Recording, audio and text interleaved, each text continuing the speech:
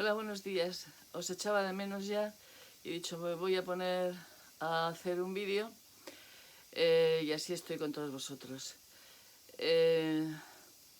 Bueno, he elegido el libro de Ortega y Gasset, La rebelión de las masas, porque el otro día, releyendo un poco algo de él, pues me di cuenta que le debo un agradecimiento a Ortega y Gasset porque fue el primer filósofo que yo leí siendo adolescente. Lo que él escribía como artículos y que eran recogidos luego y publicados en tomos que se llamaban El Espectador, 1, 2, 3, no sé cuántos había, pues a mí la verdad es que me acompañaron mucho en la adolescencia, ¿no? Y me sirvieron para entender algunas cosas. El agradecimiento a Ortega y Gasset, porque además me doy cuenta que poco reconocimiento, ¿no? Digamos, a los nuestros tenemos en este país que nadie llama por su nombre. Bien. Ortega y Gasset escribe este libro en la primera edición es de 1926 y tiene una actualidad tal que, en fin, ya me gustó el libro cuando era jovencita, pero es que ahora que lo he vuelto a leer me ha gustado mucho más.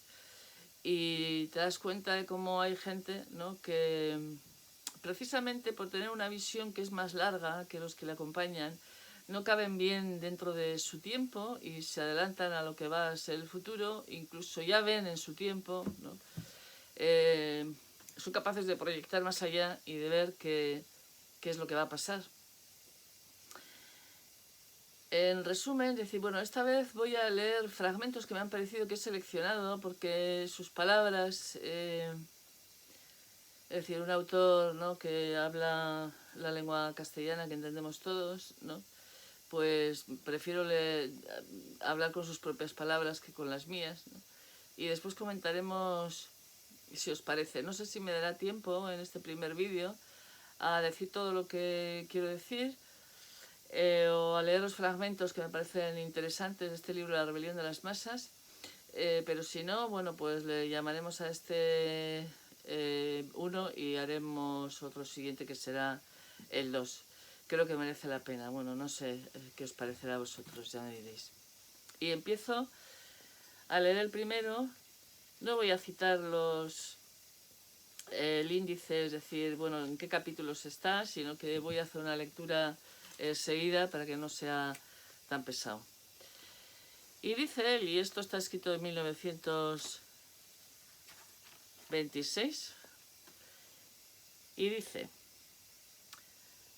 no empieza por el principio, ni tiene, decir, no hay, digamos, sí que va de adelante a atrás, es decir, pero me voy a saltar muchísimas hojas, capítulos, a los que no voy a hacer referencia, ¿vale? Porque creo que tiene una unidad que se puede entender perfectamente sin ello. Triunfa hoy sobre toda el área continental una forma de homogeneidad que amenaza consumir por completo aquel tesoro. Bueno, donde quiera ha surgido el hombre masa, de que este volumen se ocupa, un tipo de hombre hecho de prisa, montado nada más que sobre unas cuantas y pobres abstracciones, y que por lo mismo es idéntico de un cabo de Europa al otro, dice, a él se debe el triste aspecto de asfixiante monotonía que va tomando la vida en todo el continente.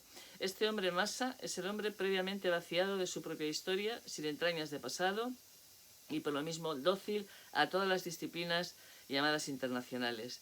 Más que un hombre, es solo un caparazón de hombre constituido por meros idolafori, carece de un dentro, de una intimidad suya, inexorable e inalienable, de un yo que no se pueda revocar. De aquí que esté siempre en disponibilidad para fingir ser cualquier cosa. Tiene solo apetitos, cree que solo tiene derechos y no cree que tiene obligaciones. Es el hombre sin la nobleza que obliga, sine nobilitate, snob. Bueno, este es el primer fragmento que he elegido. Si él ya ve que Europa se está homogeneizando, que se está sustituyendo, ¿no?, el saber por los apetitos del hombre masa, que es precisamente el que va a gobernar, es decir, que nuestros gobernantes ahora mismo realmente pertenecen a esa masa, Porque, bueno, después leer el fragmento donde Ortega y Gasset hace una clara distinción. Cuando él habla de élites y hombre masa, no se refiere para nada a clases sociales. En todas las clases sociales hay hombre masa y élite. La distinción entre el hombre masa para Ortega y Gasset no tiene ningún proyecto de vida, ¿no? Simplemente le preocupa lo que pues, diríamos el bienestar, el placer, hacer uso de sus derechos sin tener en cuenta que eso conlleva obligaciones, el ser muy infantil y muy exigente para con los demás y no consigo mismo, y que además ha logrado hacerse con el poder en el sentido de que los gobernantes están muchas veces más atentos a lo que quiere la mayoría, independientemente de que lo que quiera sea algo malo para el devenir histórico de un país, pero se ha convertido en sus vasallos porque lo que quieren de ellos no quieren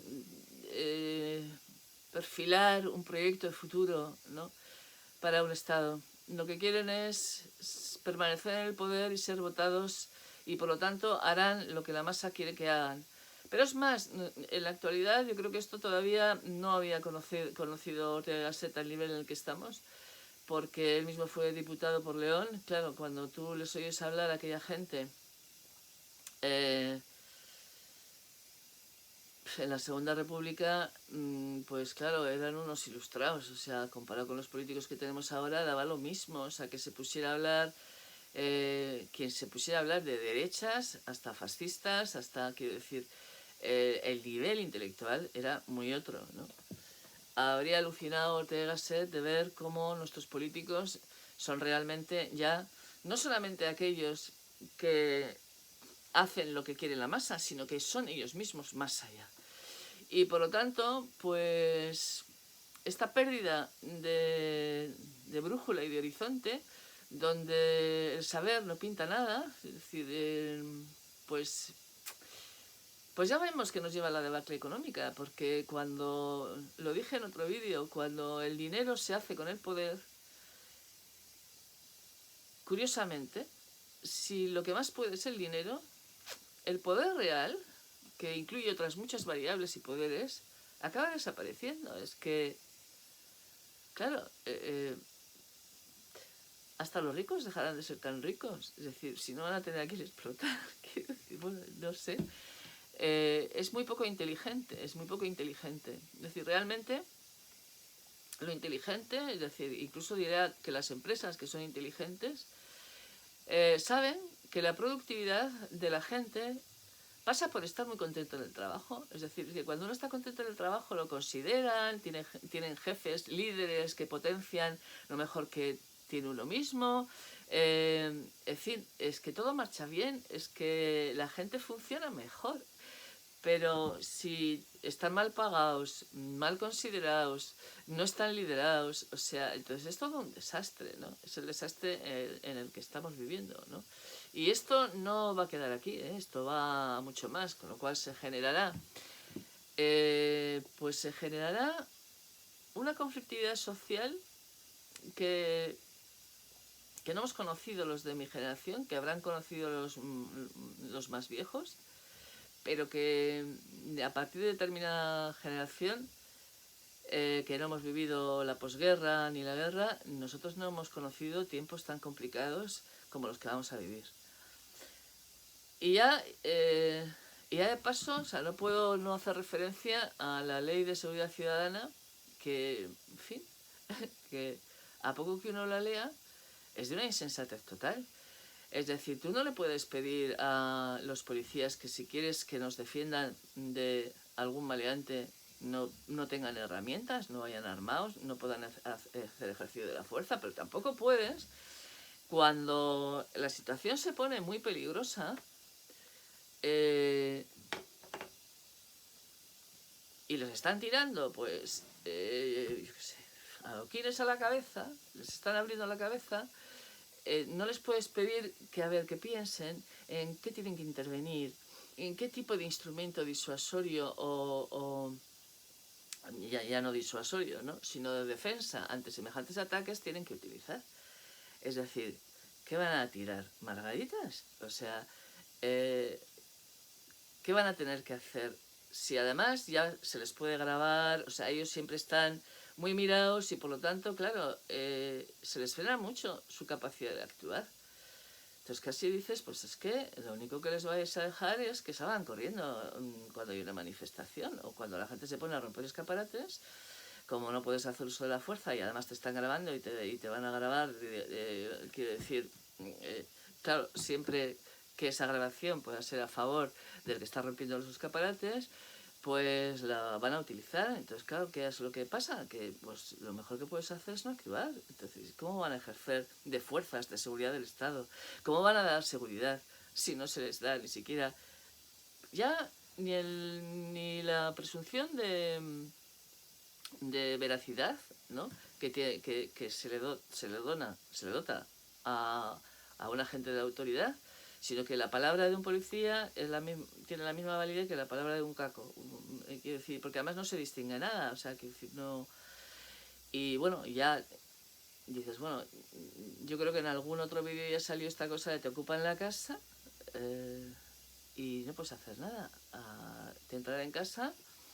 Y claro, si te entran a violar o te entran a matar o te entran... Porque el problema no es que te entren a robar, el problema es que te vengan a violar o que te vengan a matar. ¿Y qué pasa? Que el ejercicio de la fuerza en ese momento donde tú estás sufriendo rapto de amígdala porque ahí entra el cerebro primitivo, no puedes pedir racionalidad porque entonces no logras salvar la vida. No sé si se han enterado de eso. Y entonces entra uno en una situación química del cerebro, ¿no?, para defender la propia vida, en el que no se pueden usar los lóbulos prefrontales en ese momento. O sea, te van a violar. O sea, ¿y qué vas a pensar? No, como este viene con un cuchillo, tengo que coger un cuchillo, pero este cuchillo es de este tamaño, no puedo coger uno más grande.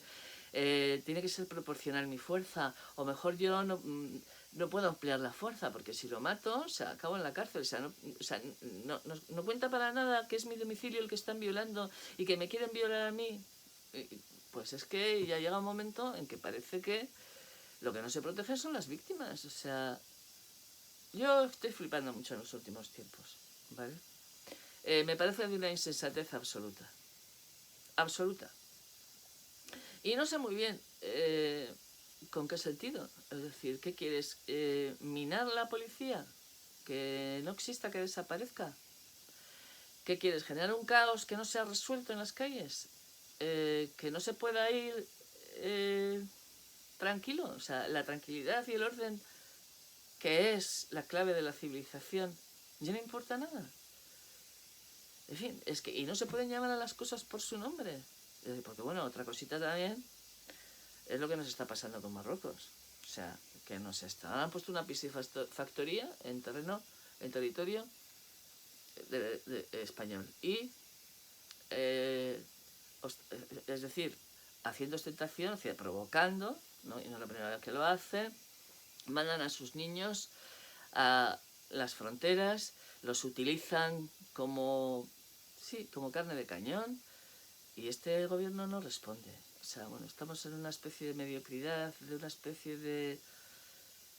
No me gusta el término buenismo, pero es que es muy difícil encontrar términos en la actualidad para poder describir lo que uno está viendo, porque uno está todo el día con la boca abierta y no sabe muy bien, ¿no? Entonces, cuando Ortega y Gasset ya en 1926, ¿no?, está diciendo estas cosas de esa gente esa gente superficial, ¿no?, ese hombre masa, que no tiene proyecto vital personal, sino que que siempre entra dentro de categorías preestablecidas, ¿no?, ideologías varias y diversas, ¿no?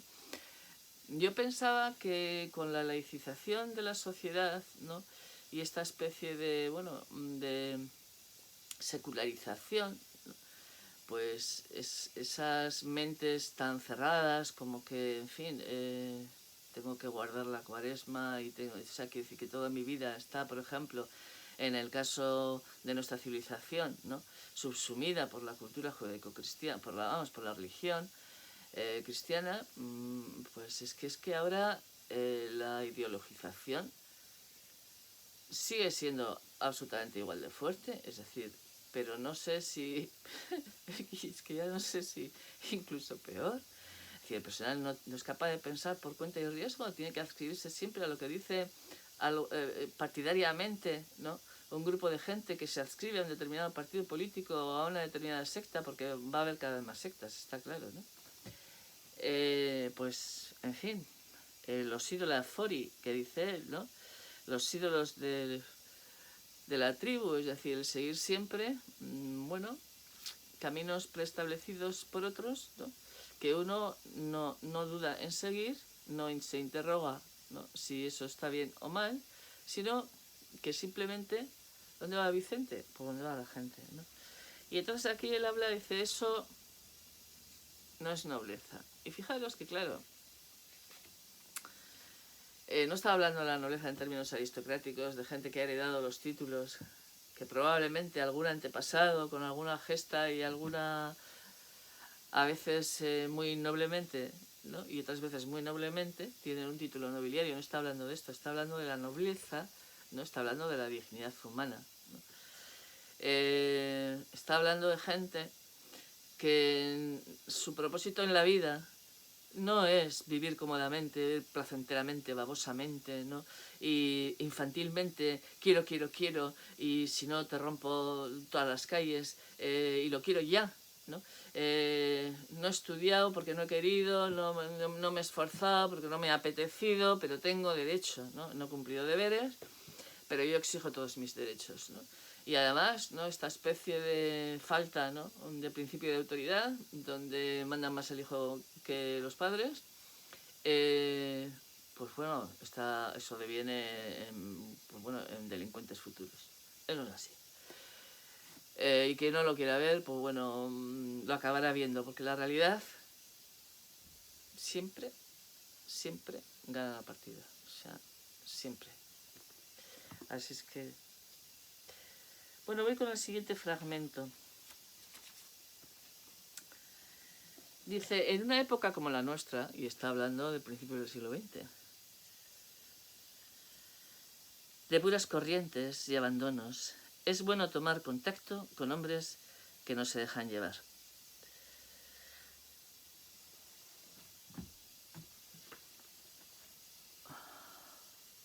Por eso, queridos amigos, me sois tan importantes. Porque cada vez uno tiene menos gente con quien conectar y con quien comunicarse. Porque si uno es libre pensador y no se adscribe a ninguna corriente preestablecida, a ningún partido político, pues realmente es el hereje, ¿no?, a quemar, el hereje a marginar, el loco, el perdido, alguien que hay que eliminar, que no solamente no cabe, es decir, no se metería, ¿no?, pero es que tampoco le dejan estar en los márgenes pensando libremente y diciendo libremente. De hecho, cada vez la libertad de expresión, ¿no?, es más limitada. Bien. Seguimos.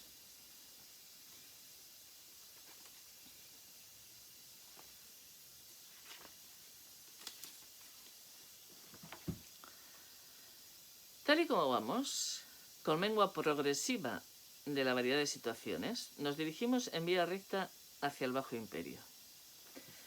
Está comparando lo que pasa en Occidente con lo que pasó ya, ¿no?, con el Imperio Romano. También fue aquel un tiempo de masas y de pavorosa homogeneidad, lo del pan y circo. Ya en un tiempo de los antoninos se advierte claramente un extraño fenómeno, menos subrayado y analizado de lo que debiera. Los hombres se han vuelto estúpidos.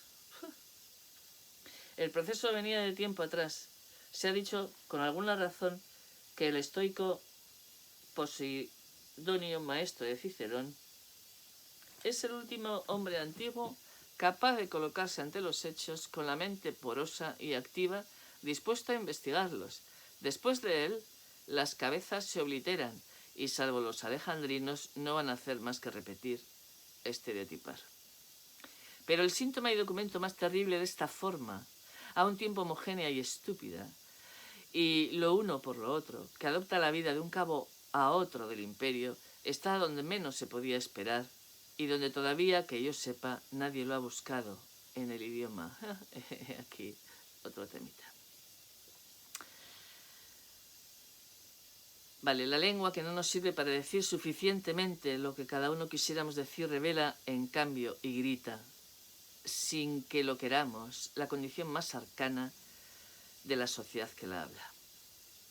Bueno, aquí habla, ¿no?, cómo aconteció la aparición del latín vulgar, ¿no?, cómo se mermó la categoría del idioma, el latín,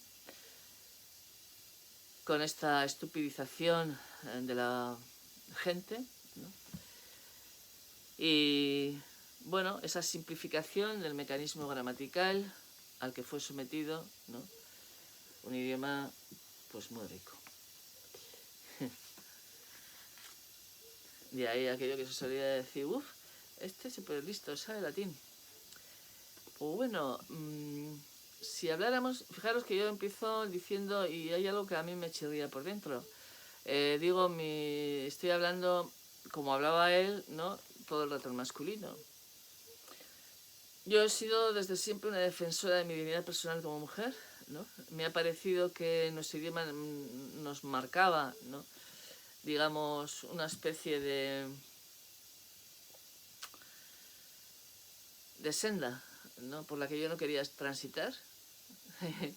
Pero bueno, yo no he empleado aquí hombres, mujeres, tal, digamos, por una cuestión de economía del lenguaje. Quizás debería hacerlo. Lo que acontece es que con este Ministerio de Igualdad que tenemos, que se ha arrogado la capacidad de ser los académicos de la lengua, y que además se creen que se puede inventar por decreto ley un idioma, no se dan cuenta que la lengua se hace con los hablantes. Y cuando los hablantes naturalmente hablan lo que hablan, da igual, si se vulgariza, se vulgariza, y si se hace, es decir, pues es lo que va a haber. De acuerdo, pero no se puede hacer por decreto ley, es que hasta ahí podíamos llegar. Y ya cuando escucho los niños, las niñas y les niñes, pues entonces me vuelvo toda loca. ¿Qué les niñes? Y claro, cuando te das cuenta que tampoco saben nada de latín, ¿no?, y no se dan cuenta que se puede decir el amante, ¿vale?, y la amante, porque viene el participio del presente, amans, amantis, y que lo que termina en te en muchas ocasiones, ¿no?, pues no hay que ponerle la O detrás, ¿no? Bueno, todavía me acuerdo lo de la famosa portavoz y portavoza. Hombre, si fuera simplemente una coña, pero es que se lo toman en serio.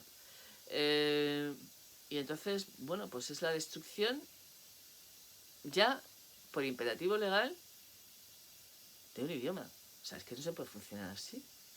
Es verdad que tiene un déficit, es decir, es verdad que, por ejemplo, ¿no?, en euskera no pasa, porque en euskera está presente siempre lo femenino desde antiguo.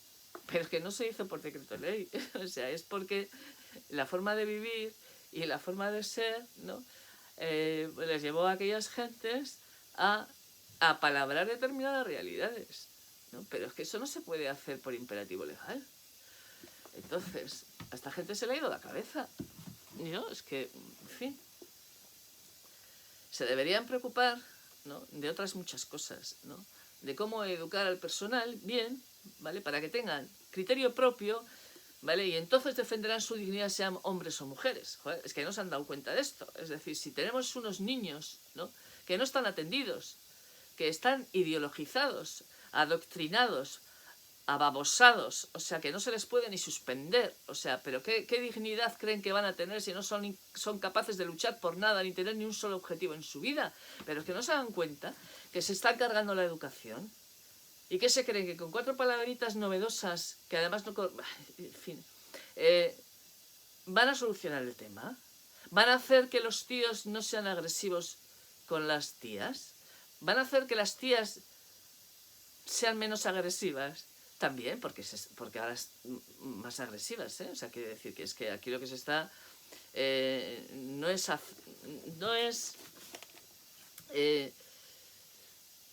entender la realidad para poderla unificar y que no haya problemática. No, se está incrementando la problemática. Es decir, cada vez la gente se odia más entre sí y se odian más entre los sexos. O sea, y eso es muy peligroso. A ver, o sea, bueno, no entienden de lo básico. Y cuando una persona tiene la cabeza bien amueblada y no es adoctrinada, sino que le enseñan contenidos y aprende, su cabeza, ¿no? Poco a poco se va formando, ¿no? Y ya sabrá detectar quién es un estúpido cuando uno no lo es, ¿no? Y dice, yo no quiero que este me gobierne y por lo tanto a este no le voy a votar. Entonces así se construye un país y así se puede mantener una democracia, porque con estúpidos no se puede mantener una democracia. Y si ya el hombre masa de Ortega y Gasset ya no solamente es aquel que exige a los líderes que les hagan caso, como los niños, a sus padres que les compren el iPhone último, ¿no? Y se lo compran para que el niño no monte una pataleta, pues estamos a esos niveles. Entonces no se puede gobernar así.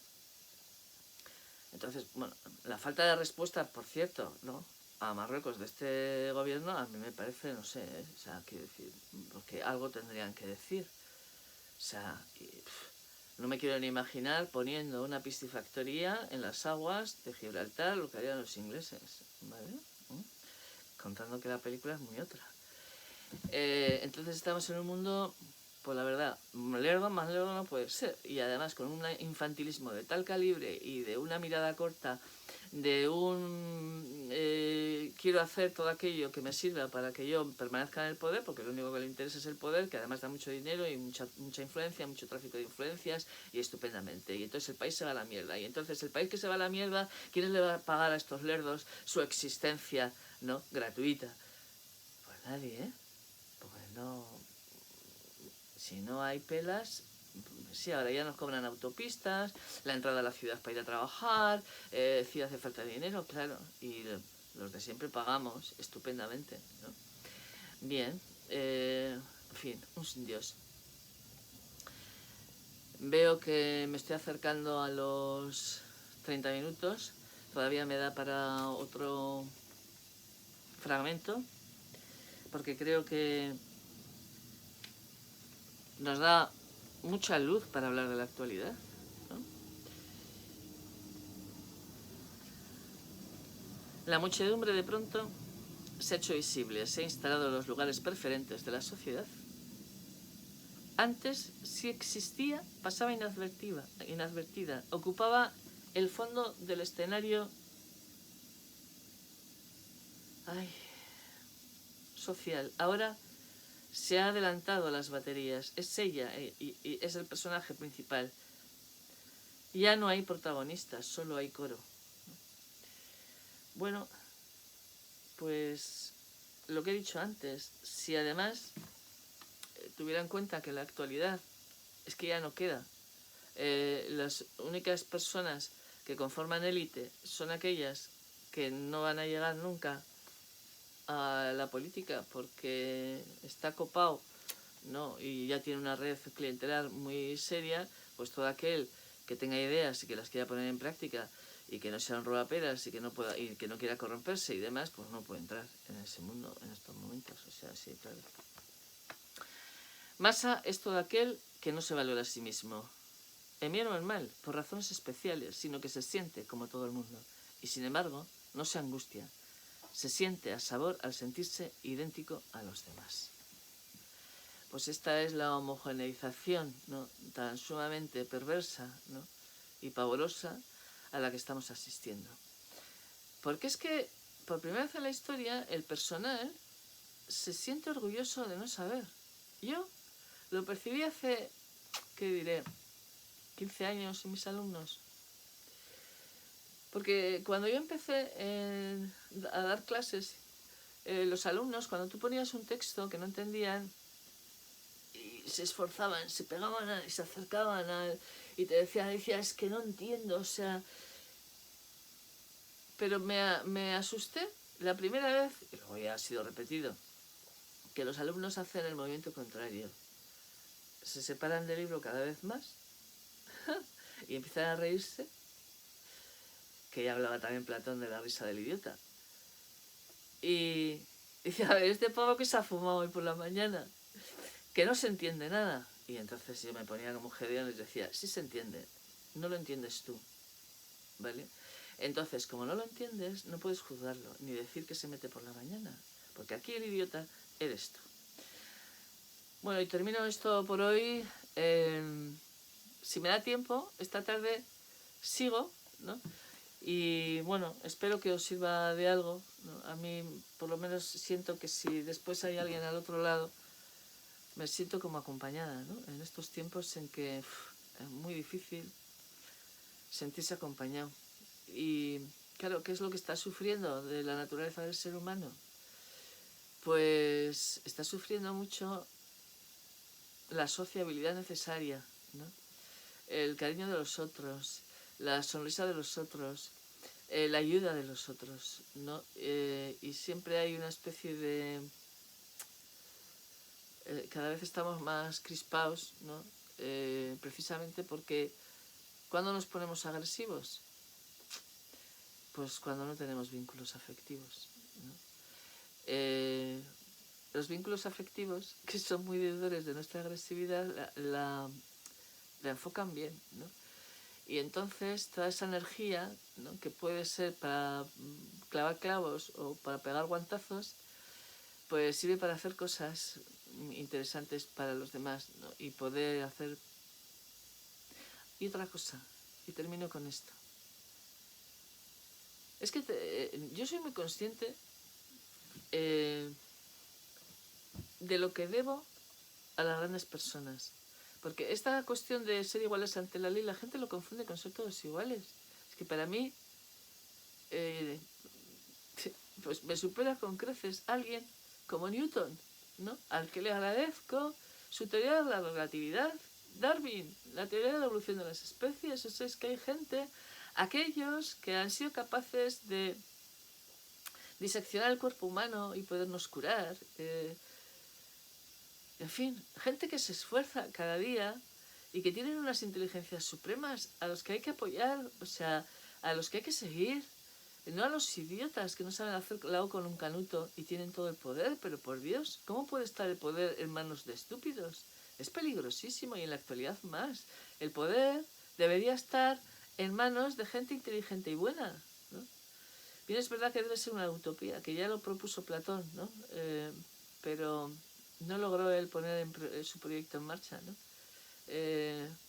No logró, no lo dejaron, o sea que cuando la ética se mete en política, oh, qué mal le va, ¿no? Y en estos tiempos, peor, porque vosotros os imagináis a alguien con la cultura de Ortega y Gasset a que puedes escuchar como diputado. ¿Acaso podemos nosotros ahora escuchar con una cierta devoción, o por lo menos atención, aunque uno no esté de acuerdo con sus ideas, a alguien que le parezca digno, inteligente y que proponga cosas? Si alguien me da un nombre entre los diputados y los senadores de las dos cámaras, pues olé, igual no me he dado cuenta de que existe. Tengo muy claro, y esto tengo que decir, que no todos los políticos que no están en la cumbre de la jerarquía, es decir, hay alcaldes y hay gente estupenda, ¿no? No me cabe ninguna duda que los hay, ¿no? Y, en fin, los quito de todo este discurso, evidentemente, ¿no? Pero lo que me refiero a nuestros representantes más visibles y los que ocupan sus sillones, ¿no?, en las dos cámaras, pues estoy por ver uno que diga, mira, qué interesante. Un beso muy grande, y si puedo sigo a la tarde, y si no, pues un día de estos, sin tardar. Gracias por estar ahí. Hasta luego.